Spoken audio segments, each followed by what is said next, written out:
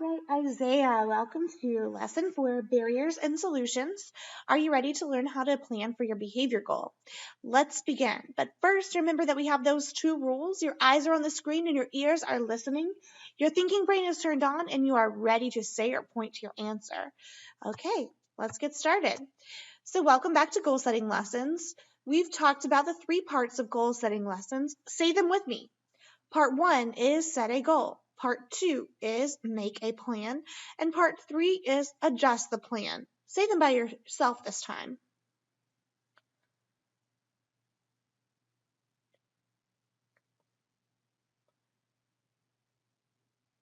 Part 1 is set a goal. Part 2 is make a plan. And part 3 is adjust the plan. Great job. So what question do you ask yourself when you are setting a behavior goal? Is it A, what is my goal? Or B, what is my plan? Isaiah, make your selection now. Did you say A, what is my goal? If you did, great job. That is the correct answer. That's the question we ask ourselves when we're setting a behavior goal. Remember when you're taking your probe later on, you're going to see this question again. What question do you ask yourself when you set a goal? Isaiah, make your selection now. Pointing to B. B is the answer. What is my goal? Great job. So it's time to work now on part 2, make a plan. What question do you ask yourself when you are making a plan? Read it with me. What is my plan? Read it by yourself this time. What is my plan? Your turn to practice. What question do you ask when you are making a plan? Do you see how the words are matching? Make your selection now. Did you say A, what is my plan? Very good. Yes, that's the correct answer. So remember, when you're taking your probe later on, when you see the question, what question do you ask yourself to make a plan? Isaiah, make your selection now. You know that the answer is A, what is my plan? You know this because you see that you have the plan and it's matching the question, and you have a checklist and an outline as well. So let's review. A goal is something we want to achieve or a target to meet. Last time, set your behavior goal. Read your goal with me out loud. I should begin working immediately and continue working until the task is complete.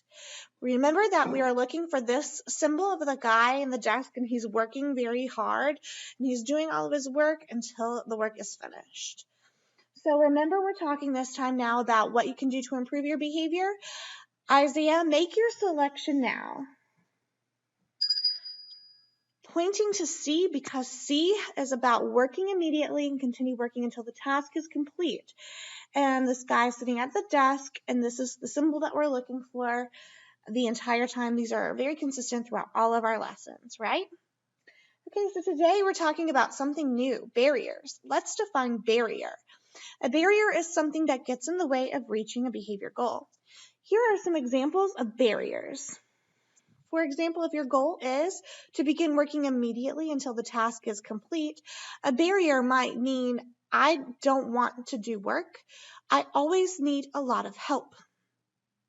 This may be a barrier for you to meet your goal. We also have some strategies to remove the barrier. Begin working right away. And if I get stuck, I can ask for help. And when I'm done, I tell the teacher so that I know what I should do next.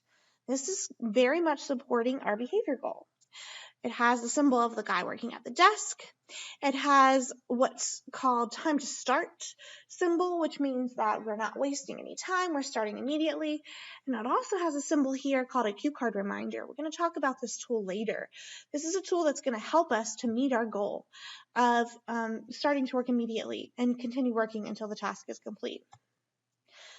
Be sure that you are focused in on the symbols that we have here. All of these symbols are going to be something that you see again later. Here's an example. In your probe, you'll have the question, what is a barrier that may get in the way of reaching your goal? Is it A, I don't want to do work, I always need a lot of help? B, I like the way it feels when I'm biting my nails or singing out loud during class? Or C, I like to get on my seat and talk to peers and act silly sometimes? Isaiah, make your selection now. Here we're talking about A. I don't want to do work. I always need a lot of help. This symbol was just in our last slide, and it is an example of a barrier that might be in your way. Once again, plan for your behavior goal by answering these two questions. So we're first of all thinking of a barrier that may get in the way of reaching a behavior goal. Remember that barrier that we just discussed. What are the barriers? I don't want to do work. I always need a lot of help. Okay, so what are you going to do about it? How can you remove the barriers? And the next column over, begin working right away, and if I get stuck, I ask for help, and when I'm done, I tell the teacher so that I know what to do next. All of these symbols are going to be very helpful to us as we move through our lessons and to our probes. We'll discuss our tool a little bit later.